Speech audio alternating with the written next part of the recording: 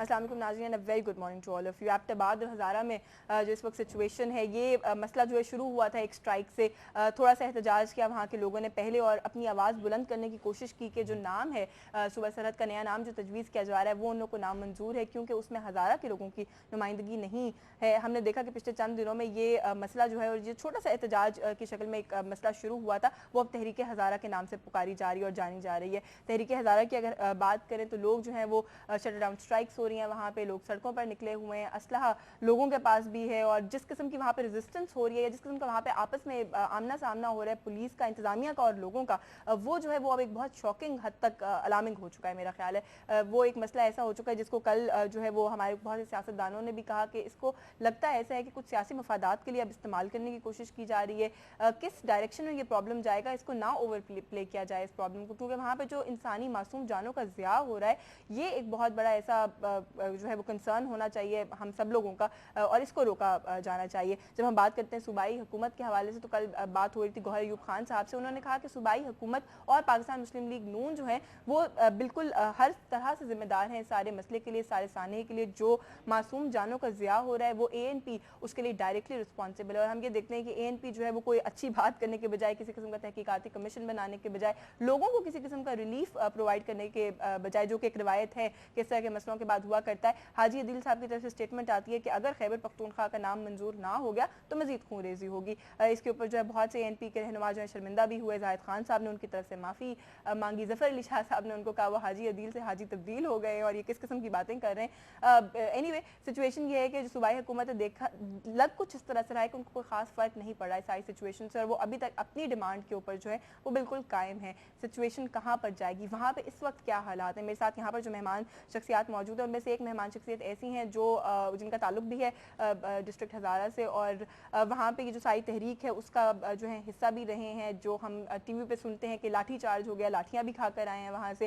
جب ہم ان سے بات کرتے ہیں ان کا گلا بھی بیٹھا ہوا ہے تو وہ بات بھی ٹھیک سے نہیں کرے، کیونکہ میرا خیال ہے جو وہاں پہ نعرے بازی ہوتی رہی ہے اس کا حصہ بھی رہے۔ ان سے تھوڑی سی وہاں کی سچویشن بھی جانتے ہیں، اور ان کے ساتھ جو مہمان شخصیت ہیں ان سے بھی تھوڑا سا پوائنٹ آف ویو لیتے ہیں، being the youth of Pakistan, کہ ان کو کیا لگتا ہے اس طرح کے مسائل کا حل جو ہے وہ کیسے ہونا چاہیے۔ تعارف آپ کے ساتھ کرواتے چلوں۔ یہاں پہ میرے ساتھ جو مہمان شخصیت یہاں پہ موجود ہیں، ینگ آتھر ہیں، زمینی ستارے کے نام سے ان کی کتاب جو ہے وہ شائع ہو چکی ہے، جیسا کہ میں نے کہا کہ اس تحریک کا جو ہے وہ حصہ بھی ہیں، اور یوتھ منسٹر فار انفارمیشن ہیں حنان علی عباسی صاحب۔ السلام علیکم، بہت شکریہ تشریف لانے کا وقت دینے کا۔ ان کے ساتھ تشریف رکھے ہوئے ہیں، ان کا تعلق بھی یوتھ پارلیمنٹ سے، scholar ambassador for Kingston university in Pakistan ہے، اور youth minister for foreign affairs and defence ہے محمد وقاص ٹیوانا صاحب۔ السلام علیکم، آپ کا بھی بہت شکریہ وقاص تشریف لانے کا اور وقت دینے کا۔ حنان، جو میں نے ابھی بات کہی کہ ایک چھوٹا سا احتجاج جو تحریک ہزارہ اب تحریک ہزارہ کے نام سے جو ہے اس کو پکارا جا رہا ہے، آپ خود وہاں سے ہو کر آئیں، پہلے تو مجھے یہ بتائیے وہاں پہ سچویشن اس وقت کیا ہے؟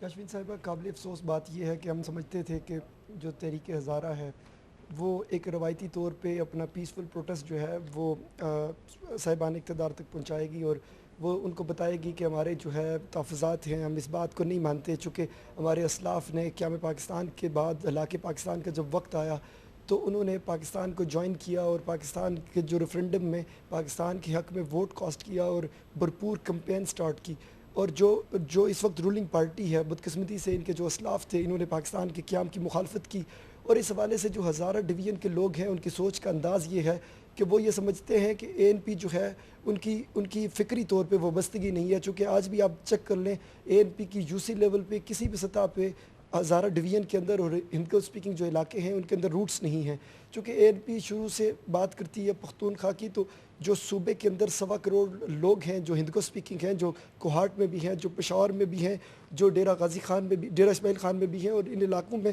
ان کے شدید تحفظات اس بات پہ ہیں کہ نبی صلی اللہ علیہ وسلم نے یہ ارشاد فرمایا تھا اپنے آخری خطبے میں کہ کسی عربی کو کسی اجمی پہ اور کسی اجمی کو کسی عربی پہ کوئی فضیلت نہیں، لیکن ANP کے ویژن لیس لیڈرز جو ہیں وہ مسلط کر رہے ہیں کہ ایک ایسا متنازع نام جو اسلامی روایات کے برعکس اور انسانی حقوق کے خلاف ہے، تو اس کے خلاف ہم پیسفل پروٹیسٹ کر رہے تھے، لیکن ہمارے پیسفل پروٹیسٹ کو لاٹھیوں، گولیوں اور ایک خون آگ و خون کے اس میں دکھیلا گیا، اور آپ حیران ہوں گی اس بات پہ یاسمین صاحبہ کہ میں عینی شاہد ہوں، میں آپ کو دعوے سے کہتا ہوں، آپ کو حلفاً کہتا ہوں کہ سب سے پہلے گولی جو ہے وہ تھانہ کینٹ سے چلی ہے، ہم اس سفر میں شریک تھے، ہم پیسفلی اپنا پروٹیسٹ، میں آپ کو بتاؤں کہ ہزاروں لوگ تھے، اس میں سے آپ کو میکسیمم 10 بندے بھی ایسے نہیں تھے جن کے پاس ڈنڈے ہوں.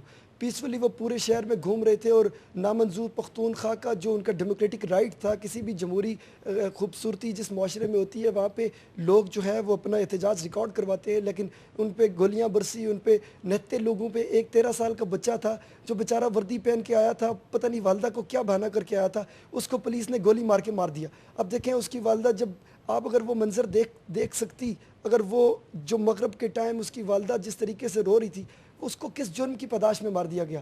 آج جو لوگ پیس کی بات کرتے ہیں, جو باچا خان کے امن کے فلسفے کی بات کرتے ہیں, ان کا امن کا فلسفہ کدھر ہے کہ باچا خان عدم تشدد کی سیاست کرتے تھے. فلسفے ہیں, اس پہ آپ سے کامنٹ ہوں, تھوڑا سا وقار سے بھی کامنٹ ہوں, لیکن اس سے پہلے جو پاکستان کی باقی یوتھ ہمیں اس وقت ٹیلی ویژن پہ دیکھتے ہیں ان کو یہ بتا دوں کہ نمبر تھوڑی دیر میں ہماری ٹیلی ویژن اسکرینس پہ ڈسپلے ہو جائے گا. آپ لوگ لائیو کال کر کے پروگرام میں شریک ہو سکتے ہیں. آپ کا جو بھی پوائنٹ آف ویو ہے, جو ہزارہ کے لوگوں کی ڈیمانڈ ہے اس حوالے سے, اور جو خیبر پختونخوا نام ہے اس کے حوالے سے, وہ اس سے ہمیں آگاہ کر سکتے ہیں. ڈو کال ان. وقار جو میں نے ابھی بات کی حنان سے, تھوڑا سا آپ سے کامنٹ لینا چاہوں گی. ابھی حنان نے کہا کہ ویژن لیس لیڈرشپ, صوبائی حکومت کو آپ کیسے دیکھتے ہیں؟ ویژن لیس ہے. اور پھر اس کے بعد ڈیموکریٹک رائٹ کی بھی بات کی, اس پہ بھی کامنٹ کیجیے گا کہ کیا اگر کوئی لوگ جو ہیں وہ پروسیشن نکالتے ہیں, باہر جاتے ہیں, اپنا ڈیموکریٹک رائٹ ایکسرسائز کرتے ہیں, تو یہی ہونا چاہیے جو ہوا؟ You are very right. Visionless leadership کی جب بات آتی ہے تو وی سی اوور آل پاکستان میں دس کمپلیٹ گورنمنٹ یا set up is lacking the vision. The point is کہ اچھا آپ نے ساروں کو بیچ میں ڈال دی. جی بالکل, بیکاز دیکھیں this is not only government of NWFP's decision to impose this name on them. شروع سے یہ ریزسٹنس آ رہی تھی, اس کے اوپر بات چیت ہو رہی تھی, general public was talking about it. بہت ساری سجیشنز اور بھی آئیں کہ جی اس کو جو ہے آپ کر دیں, کیا کہتے ہیں, اپنا نام کو آپ ہزارہ پختونخوا کر دیں یا گو فار اے ریفرینڈم. اس کو اوور لک کیا گیا, اس کو بالکل ٹوٹلی سائڈ لائن کیا گیا اس سجیشن کو. Then comes the role of the leaders elected from the constituencies in Hazara. اب یہاں ان لوگوں کی بات نہیں سنی گئی and they were ignored. That is again lack of visionary leadership. If you see, دیکھیں جو پارٹی لیڈرز ہوتے ہیں, جو نیشنل لیڈرز ہوتے ہیں, they have to take the complete nation on board and take them all along. It cannot be کہ ایک segment if they are in power and they have a pressure group at that very time, تو آپ ایک پوری سی مطلب ہے پوری چیز ان کے اوپر مسلط کرتے ہیں. بالکل, یعنی کہ آپ کسی بھی قسم کی مائنورٹی کو, کسی کو مائنورٹی لیبل کر کے سائڈ پہ نہیں کر سکتے. اچھا, اس میں the other thing is کہ as far as the statistics available with me اور جتنا کچھ میں نے اس پہ ریسرچ کیا, they are not a minority. Referendum سے اس لیے بھاگا جاتا ہے, جو سننے میں بھی آتا رہا ہے کہ ریفرینڈم کو اپوز اس لیے کیا جاتا رہا ہے کہ دے تھنک کہ اگر شاید ریفرینڈم پہ بات جائے گی اور خالی خاص طور پہ اگر NWFP میں ریفرینڈم کو وہ کرٹیل کیا جائے کہ خالی NWFP کے لوگ کریں تو maybe they lose. So that is اندر پوائنٹ کہ جس کی وجہ سے دس ہمارے پاس بہت آسان ایک بہانہ ہوتا ہے لا اینڈ آرڈر کا, جس کو ہم نے دوبارہ ایکسرسائز کیا. میں آپ سے کامنٹ لوں گی. ہنان ایک کالر ہے, پہلے ان سے بات کر لیں. چودھری اسرار ہیں کوٹلی سے لائن پہ ہمارے ساتھ. السلام علیکم. السلام علیکم. وعلیکم السلام. جی اسرار صاحب. ہاں, میں یہ ہزارہ کے والے سے جو ابھی چل رہا ہے, یہ سلسلہ کرائسس چل رہا ہے, جی جی, تو میں ملکی صورتحال پر یہ کہتا ہوں کہ ہم مرحلہ وار جو ہے نا وہ تشدد کی طرف جا رہے ہیں. تو دوسروں کو سننے کا ہمیں حوصلہ نہیں ہے. اگر ہم سن لیں دوسروں کو تو میرا خیال ہے کوئی مسئلہ نہیں ہے. یعنی کہ حکومتوں کا پرابلم ہے, حکومتیں نہیں سنتی. ہاں جی, یہ حکومتوں کا پرابلم ہے. تو میں رات کو وہ دیکھ رہا تھا, وہ سینیٹر صاحب تھے, وہ کہہ رہے تھے کہ میں نے میرے منہ سے غلطی سے نکل گیا کہ 4-5 اگر بندے مر جائیں, یہ کوئی بڑی بات نہیں ہے. بالکل ٹھیک ہے.